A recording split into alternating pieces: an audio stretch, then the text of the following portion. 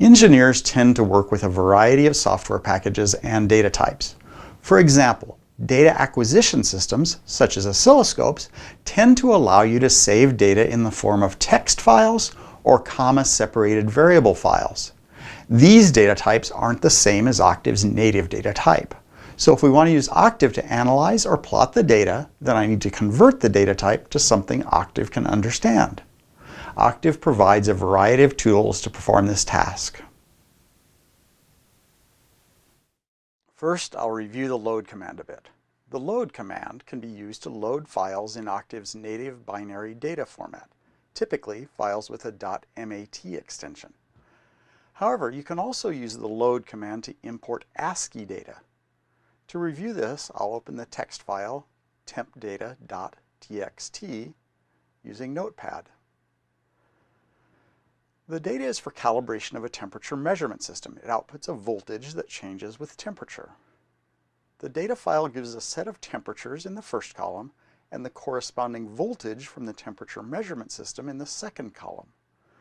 Notice that there are only numbers in this file, and the data is organized in a table in which all the rows have the same number of columns and all of the columns have the same number of rows. I can load this data into Octave with the load command. If the file is in the current working directory, I can just type the variable name, A, followed by an assignment operator, the function, load, and the arguments to the load command in parentheses, the file name, tempdata.txt, and an ASCII specifier, -ASCII, at the command prompt. Both of these are strings and need to be placed in single quotes. The data are loaded and placed in an array named A. This doesn't work as well if the data aren't in the form of a simple array. I'll modify the file to include some descriptive headings. The first line will be calibration data, and the second line will describe the data, temp and voltage. Now I'll save the data and try to load it again. The load command doesn't know what to do with this simple complication. One way to get around the problem is to simply copy and paste the data you want into the command window.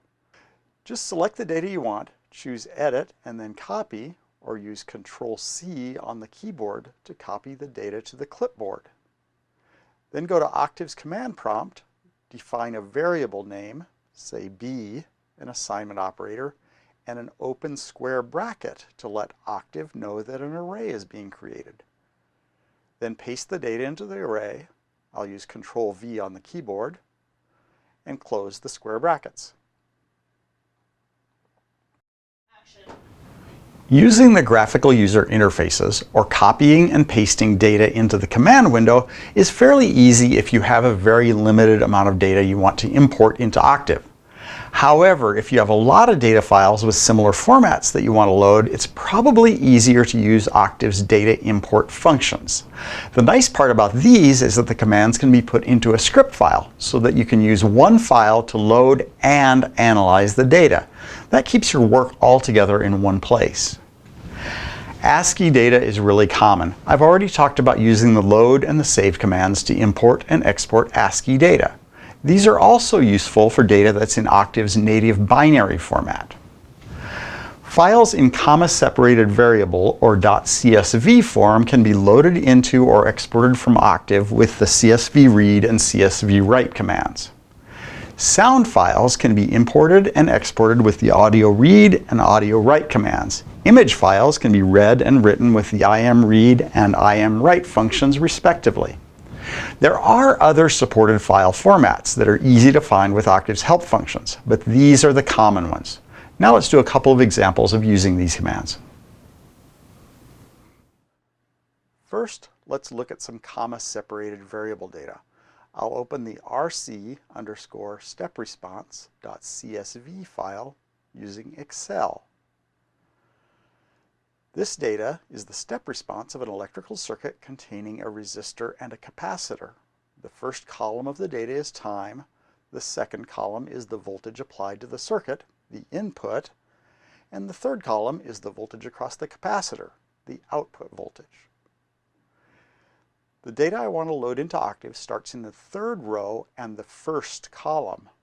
Arguments to the Csv Read command are the name of the file and the row and column at which you want to start collecting data. Csv Read, however, starts counting rows and columns from 0. So my first column is the column 0, and the third row will actually be row 2. The Csv Read command therefore looks like data equals Csv Read of rc underscore step response dot CSV, comma 2, comma 0, close parentheses. I'm ending this command with a semicolon. There's a bunch of data here and I don't want to waste time watching it scroll by. I will, however, check the first few values by typing data, open parentheses, 1:5, comma, colon, so that I can see the first 5 rows of the imported data. This looks pretty good. I'll plot the data by typing plot of data, colon, comma 1, comma, data of colon, comma 2, comma, data of colon, comma 1, comma, data of colon, comma 3. I'll make that a red line by adding an R colon identifier and closing the parentheses. That looks pretty good. Next, I'm going to work with an audio file. They're kind of fun since you can actually hear the results of the mathematics. In this demo, I'll do a process called Amplitude Modulation applied to the song of a humpback whale. The signal I'm going to use to modulate the whale song is a sinusoid. I'll load the humpback whale song by typing humpback, comma, fs in square brackets is equal to audio read, open parentheses, single quote, humpback.wav, close the single quote, and close the parentheses. In this use of the audio read command, I'm explicitly getting the sampling frequency of the data from the file as well as the sample data. The sampling frequency is saved as the variable fs. First, I'll play the file by typing sound of humpback, comma, fs, and pressing enter.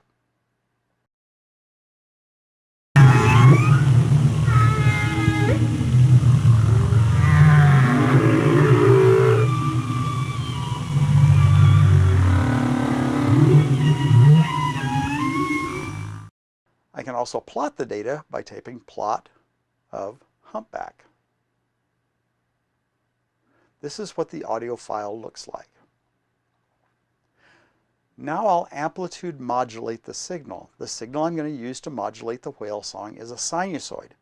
To do this, I'll first create an array containing the indices of the samples in the file. This array will just contain the numbers 1, 2, 3, and so on, up to the number of samples in the file.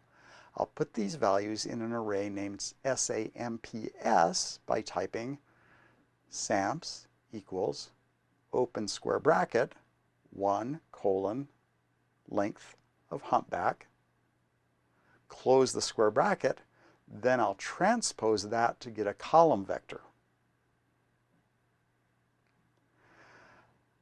I can now create a sinusoid with the same number of samples as the whale song by typing mod equals sine of 32 times pi times samps slash length of samps.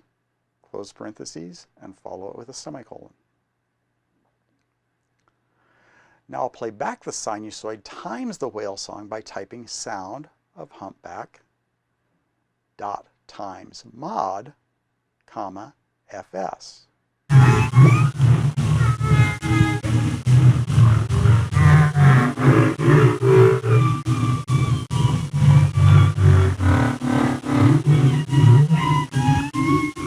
You can hear the humpback song fade in and out as the sinusoid gets larger and smaller. It's easy to verify this behavior by plotting the data.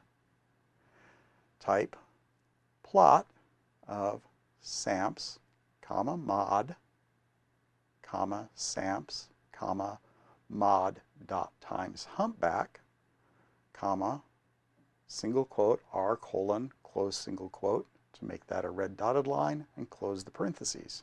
The point here is that I've imported some data, performed some operations on it using Octave, and done some analysis by plotting the data. This is a pretty useful set of tools for an engineer. I can also export the data for use by other applications if I want. To create a file containing this data, named modwhale.wav, type audio write, quote, modwhale.wav, end quote, comma, humpback dot times mod, comma, fs. Now this file can be played back by other programs that use .wav data. For example, opening the file with Windows Media Player results in the same sound we got from Octave. The input and output approaches I've covered in this video are really great, and they're very easy to use, but they are a bit specialized. It's likely that they will handle 90% of your data import and export needs, but there are cases where a more general approach can be helpful. The next video presents some additional commands that allow you to customize your data import and export.